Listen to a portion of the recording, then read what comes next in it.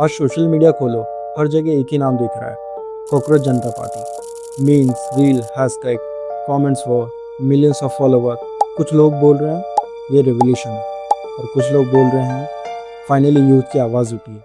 और ऑनेस्टली ये देख के क्यूरियोसिटी होना नॉर्मल है, क्योंकि फ्रस्ट्रेशन ही तो रियल है, अनएम्प्लॉयमेंट रियल है, एग्ज़ाम लीक रियल है, सिस्टम से डिसअपॉइंटमेंट भी रियल है।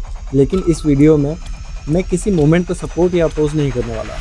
मैं बस एक सिंपल सा सवाल पूछना चाहता हूँ। जब भी कोई वायरल सोशल या पॉलिटिकल मोमेंट इंटरनेट पे आता है तो यूथ को कैसे सोचना चाहिए, इमोशनली या क्रिटिकली। सो हेलो एवरीवन, मेरा नाम दीपक। हम बात करने वाले हैं आज सीजीपी के बारे में। देखो बॉस, कोई भी मोमेंट तब वायरल होता है जब वो लोगों की इमोशंस को टच करता है, और इंडिया का यूथ ऑनेस्टली काफी फ्रस्ट्रेटेड है।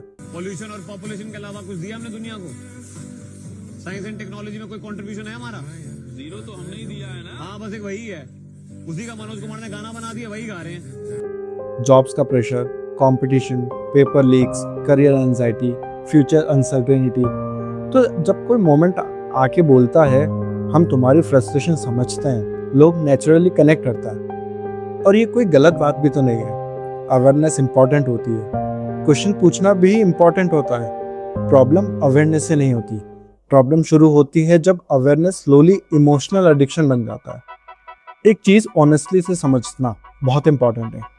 सोशल मीडिया प्लेटफॉर्म इमोशंस पे चलता है, जितना ज़्यादा इमोशनल कंटेंट उतनी ज़्यादा रीच। जैसे एंगर, फियर, आउटरीच, सरकाज़म, ये सब एल्गोरिथम को पुश करता है, क्योंकि इमोशनल इंसान ज़्यादा देर ऑनलाइन रहता है, और धीरे धीरे हम इन्फॉर्म्ड कम और इमोशनली रिएक्टिव ज़्यादा बनने लग जाते हैं। और ये सिर्फ सीजीपी के साथ नहीं है, ये ऑलमोस्ट हर वायरल मोमेंट के साथ होता है। पॉलिटिकल हो, सोशल हो, रिलीजियस हो, इंटरनेट का बिजनेस मॉडल ही अटेंशन है, और अटेंशन का स्ट्रॉन्गेस्ट फ्यूल होता है इमोशन। मेरे हिसाब से एक लाइन बहुत इंपॉर्टेंट है, इन्फॉर्म्ड रहना और कंज्यूम्ड रहना दोनों अलग अलग चीज़ होती है। अवेयर रहना अच्छी बात है, न्यूज़ पढ़ना अच्छा होता है, सोसाइटी समझना अच्छा होता है, क्वेश्चन पूछना हेल्दी होता है। लेकिन 3-4 घंटे रील्स देखना, कमेंट वॉर करना और हर ट्रेंड पे इमोशनल रिएक्ट करना, ये अवेयरनेस नहीं होता, ये ओवर कंजप्शन होता है। और प्रॉब्लम यही है, इंसान को लगने लगता है कि वो एक्शन ले रहा है, जबकि रियलिटी में वो सिर्फ कंज्यूम कर रहा होता है। और सबसे डेंजरस चीज़, टाइम क्वाइटली निकल जाता है, स्किल नहीं बनती, करियर ग्रोथ नहीं होता, माइंड डिस्ट्रैक्टेड रहता है, लेकिन इमोशनली लगता है हम इसमें इन्वॉल्व है। देखो बॉस, किसी भी क्रिएटर या मोमेंट को ब्लाइंडली फॉलो करना डेंजरस होता है, चाहे वो पॉलिटिकल हो, मोटिवेशनल हो, रिलीजियस हो या सोशल हो, क्योंकि इंटरनेट पर इन्फ्लुएंस फास्ट बनता है, लेकिन अकाउंटेबिलिटी उतनी फास्ट नहीं बनती। इसलिए हर यूथ को कुछ बेसिक क्वेश्चन पूछने चाहिए।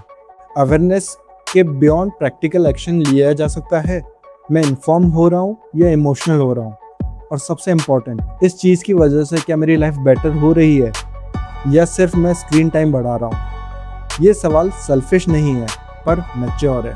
इंटरनेट पर मोमेंट बहुत पावरफुल लगता है, और कभी कभी वो जेन्युइनली अवेयरनेस भी क्रिएट करता है, लेकिन ऑनलाइन वायरलिटी और रियल ग्राउंड लेवल पे चेंज दोनों सेम नहीं होता। रियल चेंज के लिए चाहिए होता है policy execution, education, discipline, system and local action. सिर्फ रिपोस्ट से जॉब क्रिएट नहीं होती, सिर्फ मीम्स से सिस्टम रिपेयर नहीं होता, सिर्फ आउटरीच से फ्यूचर सिक्योर नहीं होता। अवेयरनेस स्टार्टिंग पॉइंट हो सकता है, लेकिन अगर अवेयरनेस के बाद भी कंस्ट्रक्टिव डायरेक्शन नहीं हो तो यूथ सिर्फ इमोशनली एग्जॉस्ट होता है और कुछ नहीं। मेरी राय बस इतनी है, यूथ को सोशली अवेयर भी रहना चाहिए और साइमल्टेनियसली खुद को बिल्ड भी करना चाहिए। दोनों साथ में पॉसिबल हैं।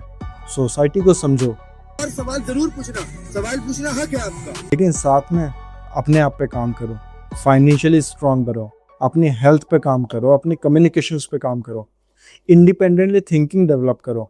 लेकिन यहाँ एक अनकंफर्टेबल रियलिटी है कि हम सोशल मीडिया पर सिस्टम को ब्लेम करने में लगे रहता है, लेकिन कभी कभी प्रॉब्लम का सोल्यूशन हम खुद होते हैं। क्लीन इंडिया का पोस्ट शेयर करना आसान है, लेकिन रोड पे कचरा ना फैलाना हमारे लिए पता नहीं क्यों मुश्किल हो जाता है। करप्शन पे गुस्सा करना आसान है, लेकिन ट्रैफिक रूल फॉलो ना करना, सिविक सेंस और उसकी रिस्पॉन्सिबिलिटी। हम में से कई लोग सोशल मीडिया पर देश बदलने की बातें करते हैं और फिर पब्लिक प्लेस में जाके गंदगी फैलाते हैं, नदियों में बोतल फेंक के आते हैं, पब्लिक प्रॉपर्टी को डैमेज करते हैं, नशे में ड्राइविंग करते हैं और बेसिक सिविक सेंस को इग्नोर कर देते हैं। पॉइंट किसी मोमेंट या ग्रुप को टारगेट करने का नहीं है। पॉइंट सिर्फ इतना है, अगर हम जेन्युइनली चेंज चाहते हैं तो उस चेंज की शुरुआत हैशटैग से नहीं, हमारी आदतों से होगी।